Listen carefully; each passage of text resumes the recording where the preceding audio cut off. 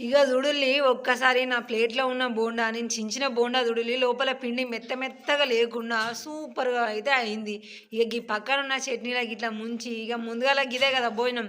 గింతంత కళ్ళకద్దుకొని ఇగ తినుడైతే షురు చేసినాం. నిజంగుల్లా దీని టేస్ట్ అయితే మాత్రము ఒక కొత్త రుచి. మనం ఎప్పుడైనా కొత్త రుచులనే గదా ఆస్వాదించాలి అని జూస్తాము. ఇగ ఇట్లా కాంబినేషన్‌తోని చేసిన బోండా అయితే సూపర్‌గున్నది. ఎందుకనుకుంటున్నారు? దీని మధ్యల మధ్యల మనకి కందగడ్డ వస్తుంది. గదేనుల చిలకడ దుంప, స్వీట్ పొటాటో అంటారు గదా! ఇగ గిట్ల కందగడ్డ కాంబినేషన్ మధ్యలో మధ్యలో మనకి తగులుతూ ఉంటే వారెవ్వా! ఏమైనా ఉన్నదా బోండా సూపర్‌గున్నది. ఇగ దీని కోసం ముందుగాలైతే కందగడ్డని ఇగ మంచిగా ఉడకబెట్టినాము. ఉడకబెట్టిన తర్వాత గిట్ల పొట్టు మొత్తం తీసేసినాం. ఇగ గట్ల పొట్టుతోని కూడా తినొచ్చునంట గానీ, ఇగ గీ మధ్యలో జర కెమికల్స్ బాగా కలుపుతున్నారు కాబట్టి ఎందుకైనా మంచిదని దాన్ని తీసేసి, ఇగ గిట్లనైతే మొత్తం దాన్నయితే కలగలుపుకున్నాం. మంచిగా ముద్ద ముద్ద అయ్యేటట్టుగా గడ్డలు గడ్డలు లేకుండా, ఇగ కట్ చేసే పని లేకుండా గిట్ల 2, 3 సార్లు ఒత్తుడుతోని అది మొత్తం కూడా మంచిగా దగ్గరికి అయిపోయి ముద్ద లెక్క అయిపోయిందనమాట. సరే గానీ మీలో ఎంతమందికి కందగడ్డ అంటే ఇష్టము? అబ్బబ్బా! గదేనుల్లా మీ చిలకడ దుంప, స్వీట్ పొటాటో అంటే ఎంతమందికి ఇష్టము? నాకెందుకో గిట్ల పేరు చెప్పినప్పుడు నాకు వేరే తీరుగా ఏదో ఫుడ్ అనిపిస్తుందల్లా. మా కందగడ్డ అన్నట్టు మాకు అనిపిస్తలేదు. మా తెలంగాణలో, మా వరంగల్‌లో గిట్లనే అంటారు కాబట్టి చెప్తున్నా. ఇగ కిందిది ఉన్నది గదా!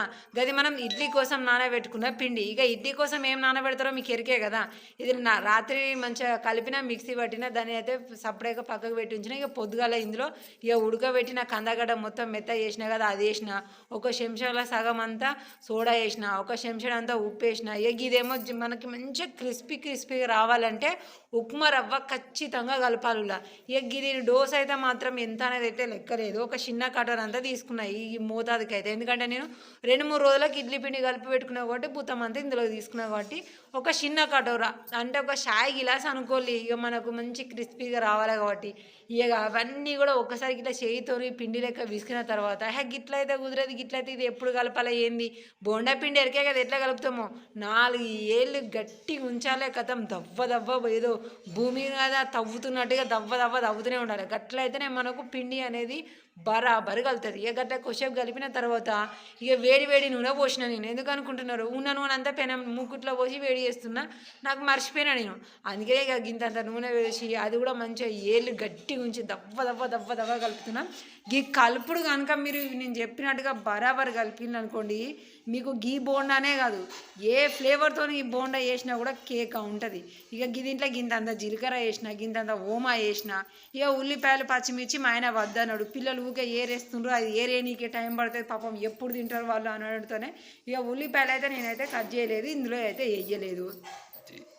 ఇక దాని తర్వాత ఈ జీలకర్ర ఉన్న ఓమా కూడా వేసిన తర్వాత గట్లనే సేమ్ మ్యాచ్ ఇదే కలపాలి. ఇట్లా మనం ఎక్కువసేపు ఎంత మంచిగా కలుపుకుంటే బోండా మనకి మంచిగా రౌండ్గా స్మూత్గా వస్తుంది. గరుకులుగా బొడుసులుగా లేకుండా కేక్ వస్తుంది అన్నమాట. ఇక చూడాలి కలుపుడు అయిపోయింది. మనకి చేతిలో ముద్ద తీసుకుంటే మంచిగా గుండ్రంగా వస్తుంది ఒక లడ్డు లెక్క. ఇక ఇప్పుడు చూడాలి ఇక నా భయము ముందుగాల గిన్నె వేడైంది కదా, వెయ్యనీకైతే నాకైతే పడము గజ వనక పట్టే ఎక్కడ మీద పడుతుందా అని ఇక లటుక్కనైతే వేసినాం, వదిలిపెట్టేసినాం. ఇక గిట్లా నేను చిన్న మూకుట్లను అయితే స్టార్ట్ చేసిన, పెద్ద మూకుట్లను మాకు వేరే టిఫిన్ అయిపోయింది అది తిన్నాం కాబట్టి ఇక మేము అది తీయలేదు. ఇక సరే ఉన్నదాంతో సదిరి పెట్టుకోవాలి, లేని దానికి ఇప్పుడు షాపింగ్ పోతామా ఏంది.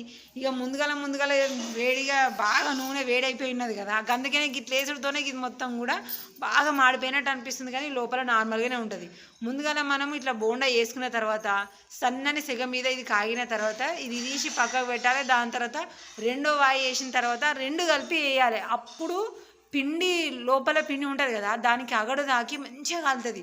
ఒకటే ఫ్లేమ్ మీద అది అయ్యేదాకా చూడకుండా ఇట్లా ఒకటి తీయాలి, మళ్ళీ రెండు కలిపి వేసినాం అనుకోండి ఈజీగా అవుతుంది. ఇప్పుడు చూడాలి నూనె బగ్గుమని వేడి లేదు కదా, సరైన ఫ్లేవర్లో రెండో వాయికి ఉండేసరికి బోండాలు మంచిగా గోల్డ్ కలర్కి వచ్చినాయి. ఆ గోల్డ్ కలర్కి వచ్చిన తర్వాత పక్కకు తీసినాము.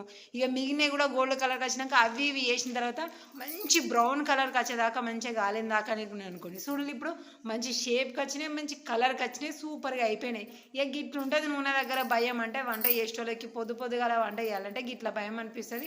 ఒక్కసారి మొదలు పెట్టినామంటే వేరే ఉంటుంది. ఇక చూడాలి ముందుగాల భయంతో చేసిన ఈ గిట్లున్నాయి, తర్వాత ఎక్స్పీరియన్స్తో చేసిన బోండాలేమో గిట్లున్నాయి. సూపర్గా ఉన్నాయి కదా. ఇప్పుడు చేసినాయే ఇక మిగిలిన పిండి కూడా గట్టనే చేసినాయి. ఇక చట్నీ దీనికి సరిపడే కొబ్బరి చట్నీ వేద్దాం అనుకున్నా కానీ కొబ్బరి లేదు. ఇక ఇప్పుడు దుకాణాలకి ఏం పంపాలి పాపం పొద్దుగానే, అందుకని ఇక పల్లీల చట్నీ చేసిన కూర్చున్నా మంచిగా తినుడు అయితే షురూ చేసిన. మీరు ఇంత కొబ్బరి చట్నీ కూడా పెట్టుకోవాలి. కాంబినేషన్ ఎక్సలెంట్గా ఉంటుంది.